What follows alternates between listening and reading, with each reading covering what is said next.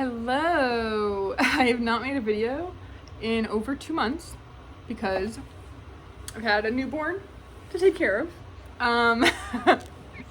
Last time I made a video, I think I was about 9 months pregnant. It was like an empties or something, I don't even remember. But I asked you guys on Instagram, if you're not following me there, make sure you follow me there because that's where you're gonna see the most content and stuff if you're interested, because it's just hard to get a chance to film, let alone edit and all that stuff when I'm working a full-time job and taking care of a baby. Anyway, I asked you guys what video you wanted, if you wanted postpartum and pregnancy essentials, things that I just absolutely needed and felt like were great for me and baby. I might still do that if you want it, but most of you wanted the birth story. So, buckle up. I'm just kidding, actually it was very uneventful compared to most people, I should say, or a lot of ones I've seen anyway. Little Miss Phoebe, if you haven't seen my Instagram, that's who this is, Phoebe Alice. She was born on November 16th. She was due on either the 25th or the 27th, depending on how you do the math, but she was about 10 days early, and I was so happy because the last couple months of pregnancy were horrendous for me. I have to say, I feel like a lot of people don't mind pregnancy, and then like the labor and delivery is hard. Mine is the opposite, I would definitely say. My pregnancy was just, I didn't enjoy it at all, and I don't ever want to do it again. That's just, so if you ask me when you're trying for a second, the answer is not, we're not doing that. Financially, as well as just, I don't think I could be pregnant while taking care of another child. I just don't think I can do it. The only thing that would make me want to have one is seeing her with kids, like when she's a little older, like other kids, and like saying she wants a sibling, because me and my husband both grew up with siblings, and like I always wanted more kids, but you know, if I had started when I'm in my 20s maybe, but whatever. The last end of pregnancy was miserable, so I was so happy. But so what happened the day that I went to the hospital was Friday, November 15th. I got up like regular day to work and stuff, and I immediately wasn't hungry. Now, in my last couple weeks of pregnancy, I was ravenous. I could eat and eat and eat and eat and eat and just like never stop eating, from morning till night. But I was already looking up like signs of labor and stuff like that. Obviously, it's so different for everyone. But for me, my first, like, I absolutely knew it was the day when I wasn't hungry. That was like, I absolutely knew it that day. Pretty much from like morning, I like went to the bathroom and I think I lost my mucus plug. I went and told my husband, and I was like, I don't want to jinx it. Like, I don't know, like, don't freak out, but pretty sure I lost my mucus plug. But that also means it could be another week, 2 weeks. And I was like, okay, I don't want to get like too excited or nervous or like whatever. So I just kind of went about my day. I ate breakfast, had my coffee, and I was like, you know what, work's slow. I'm going to go to the Trader Joe's. And I went with my mom. And as I was at Trader Joe's, I started getting cramps. Now, before I went, I felt like I was getting cramping, but I wasn't sure. I was like, is it all in my head? But when I was there, I was like, for sure. And I have not had that at all in the pregnancy. And they were like pretty equally apart, like 20 minutes. And I was like, that's it. Like at the Trader Joe's, I looked at my mom and I was like, this is the day. Like it's it. I know it. And then I went home, unpacked, and just kept working throughout the day. My husband got a haircut. Like the cramping was not bad. Like honestly, it was, Braxton Hicks was way quicker. These lasted longer, but they just felt like period cramps, like mild period cramps to me. Like I was so stupid. I was like working and I'm like, wow, if this is it, like I am good. This is great. Like I do not need the epidural, because that was my plan, to go natural. I was like, this is so easy. Like I do have a high pain tolerance. So this was pretty much from 10 a.m. until about 3. It was really mild. Like it was coming every like 15 to 20 minutes. They were lasting a while, but it was just not bad, like at all. And then around 4, it definitely progressed a bit. They got a little bit worse, but I was still like, I'm totally fine. By 5, they were getting bad. So by 4, I started packing my hospital bag. Like I already had my hospital bag packed, but I was packing like, you know, my phone charger and the things like toothbrush and all that kind of stuff. And I can also do a hospital bag video kind of, or what I used or whatever. The thing that sucks is that one thing that everyone says is to rest when you're in early labor, and then also to eat, because you're gonna want the energy. Well, the thing is, when I was in labor, I wasn't hungry, at least not at this point. And like, so I was trying to force myself to eat, but I just like wasn't hungry. So I was trying to drink a lot of water and resting. Like I couldn't sleep. I slept the night before, so like I couldn't just sleep. So I was just working like from the couch. And around 5, the contractions really got bad. And I was like, I don't want to go to the hospital yet and like be sent home. Like, I want to make sure I'm further along. But it was getting pretty bad where like I couldn't just like sit and keep working. I had to like like that. Like I had to like stop in my tracks. So we fed the cats and we were like, you know what, we're gonna go to the hospital. Around 5:40, we left for the hospital. We got there at 6, and my contractions, I thought, were so intense. I was like, I've got to be ready to have this baby in like a few hours. Like, I was like, these are so bad. They were every 2 to 3 minutes and 45 seconds long on the car ride. So literally the 20 minutes for the hospital to get to the hospital, they were so often. Like, I was looking at the clock. Every 2 to 3 minutes is like pretty a lot. And I got to the hospital and they checked me, and I was 2 centimeters dilated and 50% effaced. 2 centimeters. I was furious. I was like, you've got to be kidding me. There, you can go home if you want. I was like, why would I go home only to come back? Like, what they say is, if you have a healthy pregnancy, don't come in until you can't talk through the contractions anymore. And that was my goal, was to be at home as long as possible. Well, I couldn't talk through the contractions at 2 centimeters. So I was like annoyed, but I was also annoyed because I didn't want to know. I didn't want to be checked really. I like knew that I would get in my head about it, and I kind of did. Because you can go from like 2 to 7 really quick, and like some people don't, some people do, and I didn't want to get in my head because it doesn't really matter. But I do have to say, one of the most painful parts was the cervical check. That was miserable. At least the first one was. It was so bad. Like, that was freaking painful. So like I said, we got to the hospital at 6, and by 9, I was like, I'm ready for the epidural. Like, it was so bad. I was like really crying. I was doing all the breathing and the moving, and it was just really, really bad. Like, I could not believe how bad it got when I was only that much like along. So I looked at my husband and I talked to, not my doula, but my sister-in-law is a doula, and she was on the phone with me, and she said, listen, there's a difference between pain and, what was the other word? Suffering.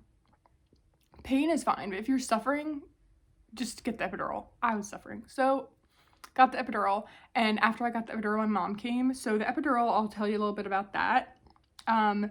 The epidural itself was not painful. It was like a little pinch, like just like kind of getting a shot, getting your blood drawn. It was not like a huge deal. The part that was terrible was my husband had to leave the room. So I had to sit up and lean on the nurse, and they have to put this in your back. You have to not move while you're having a contraction. Yeah, they can't wait till it's over. Like, because mine were just never ending. They were terrible. And you could see them on the screen. So like, I wasn't like just a low pain tolerance. Like they said, like for how early you are, like you could see how often they were coming and how high they were spiking and stuff. So that was unpleasant. I was bummed because I really didn't want the epidural. I wanted to go natural. The main reason I didn't want it was because I was afraid I'd react poorly. And then also I don't like having an IV. I hate being hooked up to stuff. I just didn't want any of it. Obviously not, you know, your birth plan just is a hope, you know, it's not set in stone. So most of my birth plan went out the freaking window. But I completely refused Pitocin. I did not want Pitocin. I just heard so many stories about the pain getting worse, even with the epidural. So yeah, skipped Pitocin. I was like, you can do anything you want. You can do the balloon, anything to move things along. I'm not about the Pitocin. So we didn't have to do Pitocin, thank goodness. So at 9 o'clock, I got the epidural. I have to say, they really want you to breathe in a lot, like to get that oxygen. Breathing out felt a lot better for me. My mom, like I said, she came after the epidural. I tried to sleep. They kept telling me sleep, sleep, sleep, and I just couldn't. I am a very anxious person. I didn't feel super anxious, honestly, but it's just like my body. Like, I don't sleep well out of my own home in the best of circumstances. So when you're in a hospital with a terrible pillow and you're hooked up to all these things, like how are you gonna sleep? Also, I was hugely pregnant, very uncomfortable anyway, even at home, so I wasn't gonna get any sleep. My mom and my husband were there. They both maybe slept an hour at one point, but it's not great, the hospital situation. So by midnight, I was 6 centimeters along, and they broke my waters, which I barely felt at that point. I do have to say that my legs, the numbness from the epidural, the left leg, couldn't even feel it. It was dead to the world. The right leg, I could still feel. It was very strange. But so they broke my waters, but not too long later, after they broke my water, the pain was back. Like, immensely. Like, it just came back really quickly. Like, the contraction pain, it was just like really constant, really bad. I couldn't stay quiet. Like, I had to wake up my mom and be like, go get someone because this is bad. So they actually had to give me a bolus, which I don't even know what that is. About 2 hours after the bolus, I had to get a new mix of the epidural, like a new drug mixture or something, because it wore off. Like, I was in full pain. My leg was numb, but I was in full pain. So I had to get a whole new epidural. I rested for maybe an hour. I didn't sleep, but I like just rested, I guess. One thing that did help was Zofran for nausea. I wasn't like unbelievably nauseous, but I didn't feel great. And I just was really tense. I think that was like, it was really rough for me. I was so tense. I was shaking a lot in labor, and I hate that feeling. So the Zofran helped a lot with that. So I definitely would recommend that. That really, really helped. I was also still moving positions, even though I had the epidural. I was using the peanut ball. The shaking was really bad. It was like my jaw, my neck. I just like felt really, really, really tight. And that was almost like the worst once I got the epidural. That was just like so uncomfortable. And during having the epidural and like waiting to pretty much push, I had Gatorade, I had some mints, and then they say you're not supposed to eat, but I nibbled on some pretzels behind the back because whatever. Whatever. I felt like I had acid in my stomach. I had a magnesium stick that my friend gave me, and it was really helpful. It's like a lavender calming, like aromatherapy. So I rubbed that on my neck, and that helped a bit. Around 5, my contractions were just constant. Like, there was no breaks, and I felt a lot of pressure in my butt. Like, not even like you have to poop, but like there was like a bowling ball sitting on my butthole. So we called the doctor in, and she checked me, and at 5:30 I was fully ready to push. And I pushed for about an hour, hour and a half. I think it was about an hour. We tried to push on my side, which is what I wanted, because I was like really, my big thing was I don't want to tear. So where was I? I was talking about pushing. So pushing, we tried on my side because that was my goal, so I wouldn't tear, because it was supposed to be more natural with the epidural, because when I wanted natural, I wanted to like be on all fours and stuff. Nope. So actually what was the most productive was on my back, which I didn't foresee at all. All the stuff that you read and hear, and everyone's like, oh my god, you don't want to be on your back so bad. I thought for sure I would tear and like it would be worse, but that's how it worked best. That was the most productive. And you're really just pushing like you would if you were really constipated. So yeah, I wanted to breathe out and like the way that pretty much everything online tells you, but she told me to bear down and like really, or like you're supposed to keep your face relaxed and everything while pushing. Yeah, no, none of that stuff that I learned pretty much worked out like in the pushing stage. In the pushing stage, I just really had like bear down. My husband had like lift up my head. My mom was there and she held one of my legs. But pretty much I liked the pushing stage. I could feel the pressure and like I could feel the progression, but I couldn't feel pain. So it was really great. I actually really enjoyed that stage. I was like laughing in between when we took breaks, like making jokes. Like that was probably my favorite part because I knew it was almost over. I think like I knew I was about to meet my baby. They kept asking me like, do you want to feel the head? And I was like, no, I didn't want to see anything. They're like, are you sure? It helps a lot of people know. I'm like, no, I can feel, like I know that she's coming. And for those that don't know, we didn't know what we were having. We decided to be surprised, but we were like 90% sure we were having a boy. My husband has a lot of boys in his family. I have a lot of boys in my family. We just had a feeling the whole time that it was a boy. Not the case. But one thing I wanted to mention, TMI for those who don't care, like who are weird about it, but you're watching a birth story, so what do you expect? Pooping when you're pushing. So I had pooped earlier in the day, like in the morning, and then I knew I would poop. Like I have IBS, like I had a feeling I'd poop during labor, and I actually asked my doctor and she told me the truth, or my midwife, and she said a tiny little bit. She was like, it seemed like he left over from last time you went to the bathroom, but it was like, she's like, I've seen way worse. That was cool. Also, so grateful I didn't tear. No tearing at all. The only tear I had, which is crazy, is my urethra where they had to put the catheter in. I don't think it was from the initial catheter they have to put in when you're numb, but they had to like put it in and like take it out or like empty my bladder out because I was still numb, like later on, and that's where I had a little tear. So that was really bad. It was like burning every time I peed and stuff, but no actual tearing, which I think helped with postpartum like recovery so much. But we also did the warm compress during pushing, and I had dates for 6 weeks every single day, as well as doing the perineal massage. So I don't know if that all helped, but I'm hoping it did because I didn't tear. So when she came out, she was very tiny, 5 pounds and 12 ounces. She was born at 6:45. And my husband said it's a girl, and I was like, no, you're wrong. Like, you're missing it. Like, you're just not seeing it. And clearly we have girl. So a friend of mine also thought she was having a boy and then ended up having a girl, and like she said that like you have what you needed to have, and I feel like that's so true. But one thing was that there was meconium in the amniotic fluid, so I could only be with her for like 5 minutes. They gave her to me for like 5 minutes, and they'd take her and like check her, make sure she didn't swallow it or breathe it in or anything. So that was pretty rough, and I kept asking her APGAR score and no one would tell me, so I don't know what that was about. I still don't know what it was, but I guess her temperature was just a little low. But they never had to put her on oxygen or anything like that, but they took her for a while, and that was pretty sad. Like I was pretty upset that I couldn't have that like hour with her right then and there. They had her for a while before I could start feeding her. I wasn't allowed to feed her right away because of the meconium, so that was a bit of a bummer. But once I could feed her, I used a nipple shield, was the easiest because she was just so small. So it just like wasn't working, so I needed the nipple shield to kind of like get more in her mouth. So I only used the nipple shield for about the first like 2, maybe 3 days, but then I guess like she grew enough and didn't need it anymore, and we've been really good with breastfeeding since then, because she's over 2 months now, and that's all we've been doing. We gave her bottle like twice when I had a dentist appointment, but she's been great with breastfeeding, and my supply is good, and we hadn't had any issues, luckily. But she was born with like reddish auburn strawberry blonde kind of hair, which we kind of expected, but because it runs in both of our families, but she lost a lot of it, so now she's a little bald old man baby. It's coming back a little, but it's definitely, she lost most of it. But I'm starting to lose mine too, so cool. But once her hair comes in more, I'm gonna color my hair to match closer, or at least get me closer to what hers is.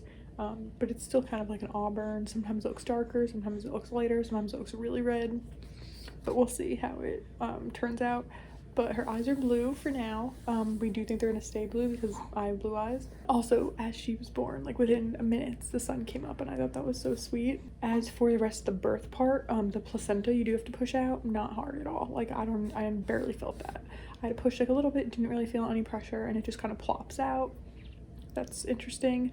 One thing I also have to mention is a lot of people said that the pushing that they do on your belly afterward, on your uterus, to make sure it's like shrinking back, they said that's like horrible, so painful. My mom even said that for her experience. I didn't have that experience at all. Not once was the pushing painful at all. It didn't feel like any deeper than when they like push on you at the doctor's office, like for a physical. So I don't know, but definitely that was not an issue at all. What happened after birth for me was that I wasn't necessarily that hungry. I was like hungry physically, but I didn't have an appetite. So like as much as I wanted sushi my whole pregnancy, I wasn't like, oh my god, go get it. Like, first of all, who wants to eat fish in a hospital? Another issue I had in the hospital was that they for some reason had me down as allergic to wheat, like gluten-free. I'm not allergic to wheat. I'm allergic to buckwheat, which is completely different. So all the food they were offering me in the hospital was disgusting because I couldn't have like pasta or bread. Like, that's why all the choices were so horrific, and the food is absolutely terrible in the hospital. Like, there was not one thing that was good.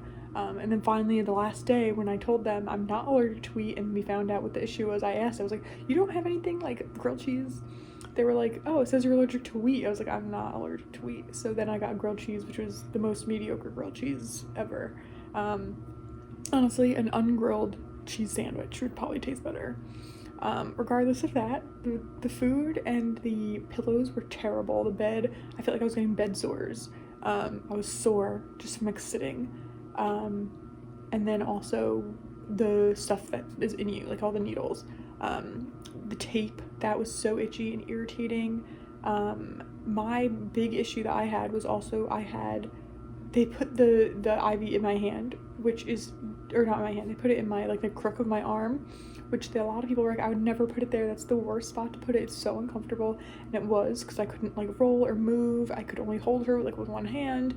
And then when I asked them to take it out because the IV was done, they were like, oh no, we're gonna have to take blood the next day, so you have to keep it in until then. And I was so annoyed. I was like, oh my god, you can just stick me again to get the blood. And they're like, no, we have to use that. So annoyed. And then when the guy came to take the blood, he just did a whole separate thing, and I was so annoyed that I had this uncomfortable thing in my hand the whole time. So I found that annoying. But other than that, it was not that terrible. I just hate being in hospitals and not being at home, so they wanted to keep us an extra night. But once she was cleared to go home, because they did take her a couple times because her temperature was low, she just couldn't keep herself warm, and I guess, like, the outfit and the swaddle were not warm enough. And I run really hot, so I guess it was just, like, hard for us to balance the temperature in the room, so they took her a couple times for that, which I absolutely hated. But the waking up throughout the night and them coming in and taking her blood pressure and all that stuff was pretty annoying. But I wasn't sleeping anyway. I didn't sleep the entire time in the hospital at all. I think maybe, so the day she was born was really early in the morning, and then that day my family visited, my husband's mom and aunt visited, and then he went home because he was gonna have to drive us home the next day, and he didn't sleep at all, like maybe an hour. So I wanted him to go home and sleep in his own bed. So I was actually alone with her that night in the room, and it was not that bad. She had, like, one little bit of crying, but we were pretty good. I fed her as often as she would take it, and I maybe slept for an hour or two, but I really don't think I did. Oh, so the day she was born, that night, after my husband left, my mom came and helped me take a shower. It was brutal because my right leg was numb for, like, 10 hours after, like, she was born. So she was born at 6:45, and my right leg was still numb at, like, 6 p.m. So it was really, really, really hard. That was really hard for me, just because you couldn't get up and move, and, like, I was stuck in the bed.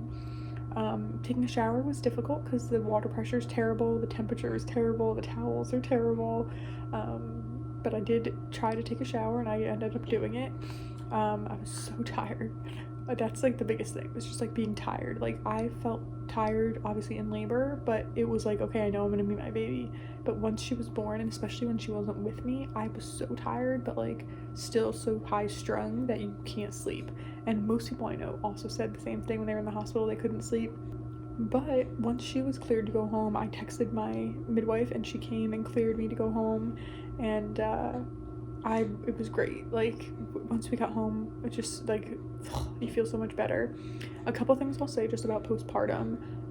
One is I was not hungry. I'm breastfeeding, I have to eat like a good amount, but for, like, the first 2 weeks, my husband and I both just didn't have an appetite. I don't know if it's just, like, the adjustment, but, like, nothing sounded good. I wasn't like, oh my god, I want the sushi I've wanted all pregnancy. Like, it immediately went from pregnancy starving to just, like, no appetite. The first night home was definitely the hardest. I guess we were just really adjusting. She was adjusting to a new place. We had a bedside bassinet, and she just didn't want to be in it, and she wanted to be swaddled. It was just, like, a rough night. She cried. But after that night, things have gotten a lot better. Like, nothing has been like that night at all.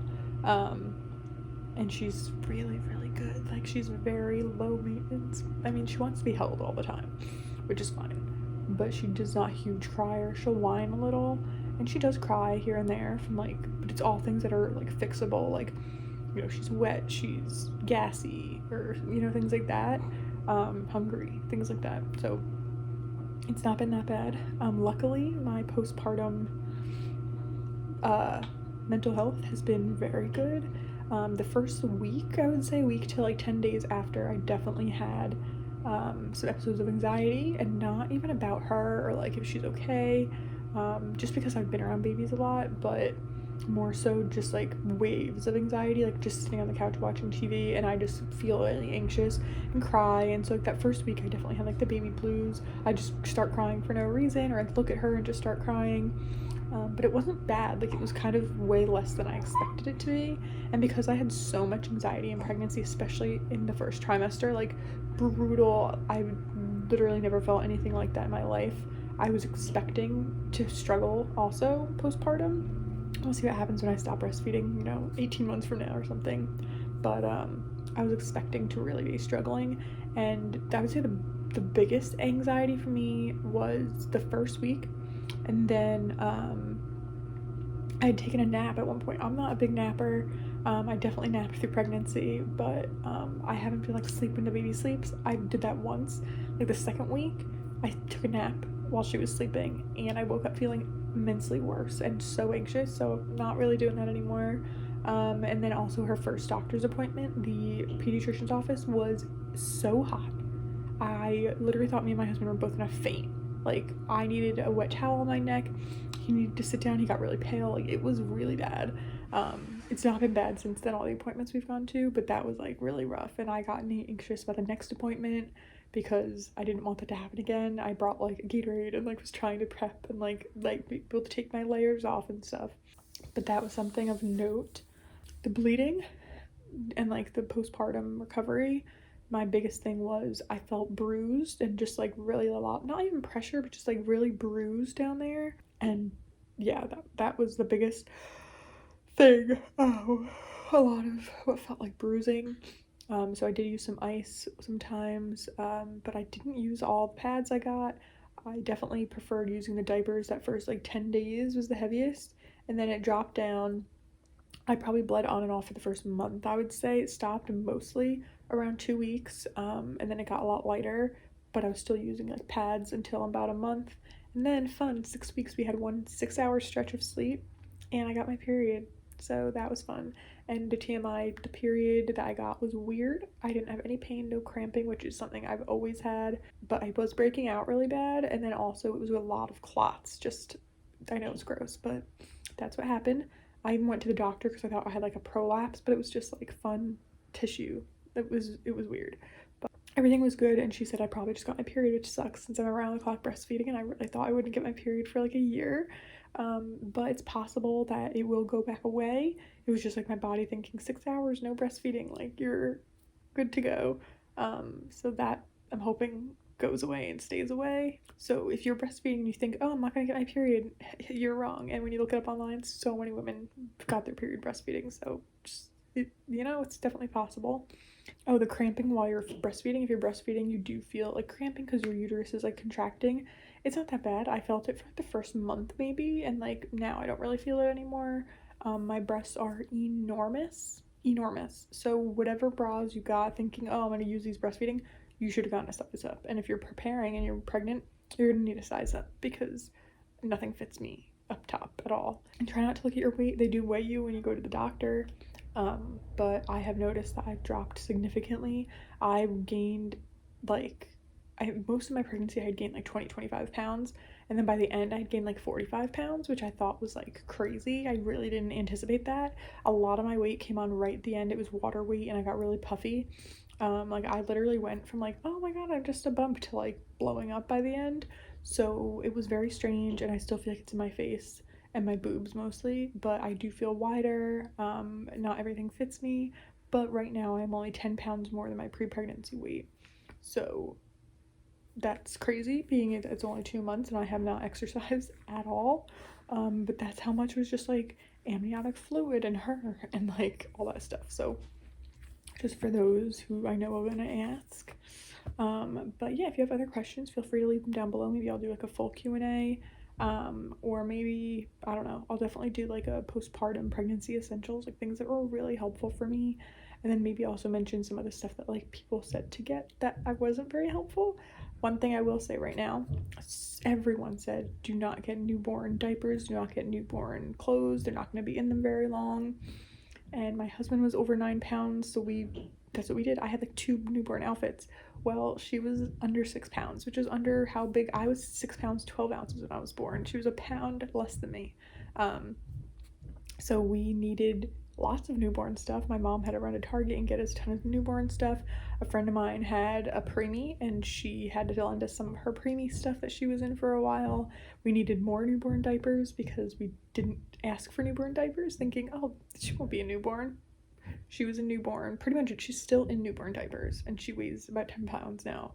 So, I mean, just take everything people tell you with a grain of salt. Like, we prepared so much to not have a really small baby, and then we did. So you know, she ended up being the weight that she was estimated like a month before. But that's another little tip I'll give you guys. So while that's going off, I'm just gonna say bye. Thank you for watching, and be sure you're following me on Instagram. It's linked down below because that's where you will see most of my content and what's going on and stuff. But yeah, like I said, if you have any more questions, feel free to leave them down below. I might do like a dedicated video if I have time, but yeah, don't expect a video once a week or anything regular, just because I do work and take care of baby full time. So we'll be doing this as we go, and we'll figure it out. But I hope you guys enjoyed this. I hope I didn't miss anything, but thank you so much for watching, and I hope you stick around on this channel. I promise it won't just be mom stuff, but yeah, I'll see you guys soon.